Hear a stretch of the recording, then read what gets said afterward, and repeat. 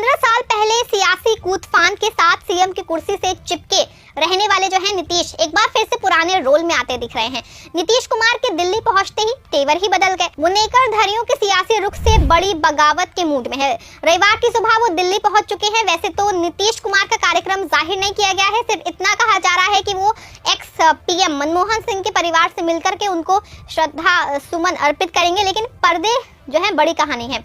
कहानी क्या है ये हम आपको अपने आगे इस रिपोर्ट में बताने वाले हैं। साथ ही एनडीए टूटने की बड़ी खबर जो आ रही है उसके बारे में भी, और बिहार में कौन सा सियासी तूफान खड़ा हो रहा है उसके बारे में हम आपको अपनी इस खबर में विस्तार से बताने। बिहार की सियासत में पिछले कुछ दिनों से उठापटक जो है वो काफी ज्यादा देखने को मिल रही है।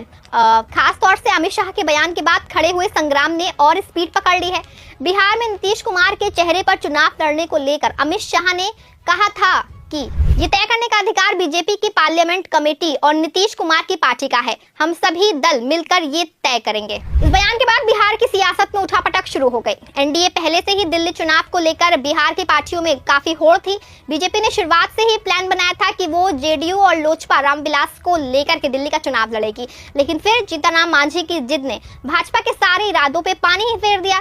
जीतनराम ने ऐलान कर दिया कि उनकी पार्टी दिल्ली में अकेले ही चुनाव लड़ेगी। ऐसे में दिल्ली चुनाव में एनडीए का एक दल अलग हो गया है। वैसे भी एनडीए में पहले से ही बाबा साहेब भीमराव अंबेडकर पे अमित शाह के दिए गए बयान से काफी हो हल्ला हो चुका था। चिराग पासवान, जीतनराम मांझी और खुद जदयू भी साफ कर चुकी थी कि अमित शाह के बयान से उनकी पार्टी का कोई लेना देना नहीं है। चिराग ने बकायदा बयान देकर अपनी पार्टी का स्टैंड क्लियर किया और नीतीश बाबू अकेले ही अपनी प्रगति यात्रा में निकल पड़े। अभी सब कुछ चल ही रहा था कि बिहार के दो बयानों से सियासत जो है पूरी तरह से हिल गई है। यहाँ तक कि बिहार की कुर्सी कुमार कहे जाने वाले नीतीश को सीधे दिल्ली आ गए हैं वो। और पहला बयान बीजेपी के डिप्टी सीएम विजय कुमार सिन्हा की ओर से आया है। माना जा रहा है कि जब से अमित शाह का बयान आया है उसके बाद से बिहार में भाजपा के बड़े नेताओं के सुर बदल गए हैं। हर कोई बिहार में बीजेपी के सीएम की बात कर रहा है।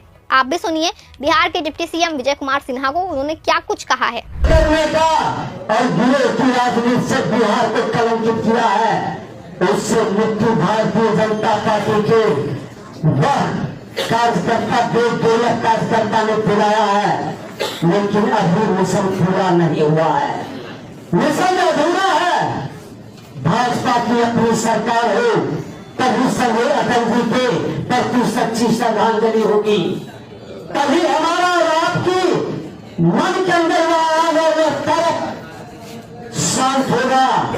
इस बयान के बाद बीजेपी और जदयू में लगातार तकरार लगातार बढ़ती ही जा रही है, जबकि ये बात जो है एनडीए में पहले से तय है कि केंद्र में नरेंद्र मोदी का नेतृत्व और बिहार में नीतीश का नेतृत्व होगा। हालांकि अब अमित शाह ने जो नया शिगुफा छोड़ा है उसके बहुत ही गहरे मायने हैं, क्योंकि एक बात तो साफ है कि लोजपा और हम बिहार में नीतीश का अगुवाई करना किसी कीमत पे नहीं मानेंगे। नीतीश भी ये बात जानते हैं कि अमित शाह ने ये क्यों बात कही है। हालांकि अब जब लगातार बयान आ रहे हैं तो जेडीयू के खेमे में हलचल मच गई है, क्योंकि जेडीयू बीजेपी की थर्ड क्लास हरकतों से पूरी तरह से वाकिफ है। महाराष्ट्र में एकनाथ शिंदे के साथ जो हुआ वो सबने ही देखा।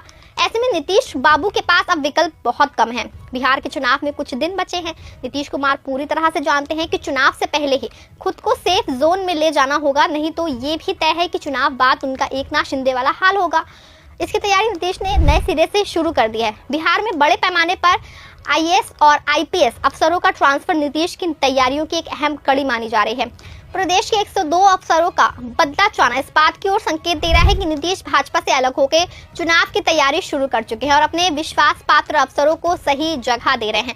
हालांकि इस बीच फिर से बिहार के डिप्टी सीएम का जो बयान है वो बदला है, शायद वो डैमेज कंट्रोल से जुटे हैं। आप भी सुनिए।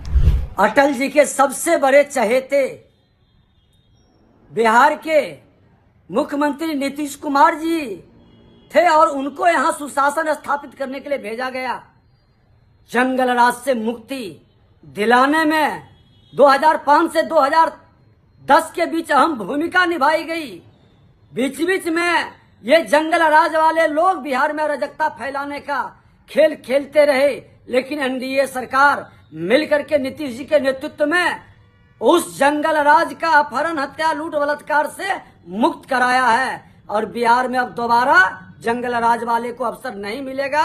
हर हाल में यहाँ सरकार अटल जी के सोच के अनुकूल एनडीए की सरकार यहाँ पर बनेगी माननीय बिहार के मुख्यमंत्री नीतीश कुमार जी के नेतृत्व में आगे भी रहेगी। ऐसे जिस तरह से हर दिन भाजपा नेताओं की बयानबाजी बदल रही है, उससे बिहार की सियासत में तूफान खड़ा हुआ है। ऐसे में नीतीश का भरोसा एक बार फिर से एनडीए में टूटता हुआ दिखाई दे रहा है। पार्टी के बड़े नेता संजय झा और केंद्रीय मंत्री ललन सिंह पहले ही साफ कर चुके हैं कि कुछ भी हो, बिहार की सियासत नीतीश के आसपास ही रहेगी। दोनों नेताओं ने कहा है कि नीतीश कुमार इतने मजबूत हैं कि उनको सहारे की जरूरत नहीं है। नीतीश के दोनों नेताओं के बयान से साफ है कि जेडीयू अपने स्तर पे बिहार चुनाव की तैयारियों में जुटी है और नीतीश कुमार अपनी इन्हीं तैयारियों के फाइनल टच उनको देने में दिल्ली पहुंचे हैं। इस बीच राजद प्रमुख तेजस्वी यादव का भी बयान आया है। उन्हें बिहार की सियासत को दिल्ली से संचालित होने का आरोप लगाया है। साथ ही एनडीए में पड़ी फूट को सबके सामने जग जाहिर कर दिया है। सुनिए तेजस्वी यादव का बयान। अब यहाँ सीएम जो है पूरी तरीके से भाजपा जो है उन चला रही है। यहाँ का जो सीएमओ है वो उसका कंट्रोल जो है भाजपा के नेताओं के पास है। और जो इनके कुछ 4 जो नेता हैं, 2 दिल्ली में चले गए हैं, 2 यहाँ हैं, वो भाजपा के संपर्क में हैं। तो पूरी तरीके से कंट्रोल जो है अब अमित शाह जो है कर रहे हैं। तेजस्वी के इस बयान के बाद माना जा रहा है कि नई संभावनाओं की तलाश अभी खत्म नहीं हुई है।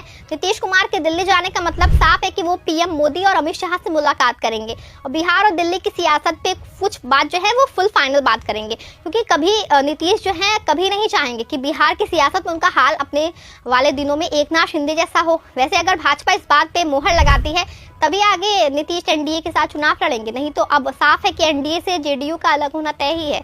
और अगर जेडीयू एनडीए से अलग हुआ तो ना सिर्फ पीएम मोदी की कुर्सी पर खतरा मंडराएगा बल्कि बिहार की सियासत में एक नया तूफान आ जाएगा। भाजपा लोजपा रामविलास और हम के साथ मिलकर के नया गठबंधन खड़ा कर नीतीश को चुनौती दे सकती है। ऐसे में बदले माहौल में चाचा भतीजे की जोड़ी बिहार चुनाव में एक साथ दिख सकती है।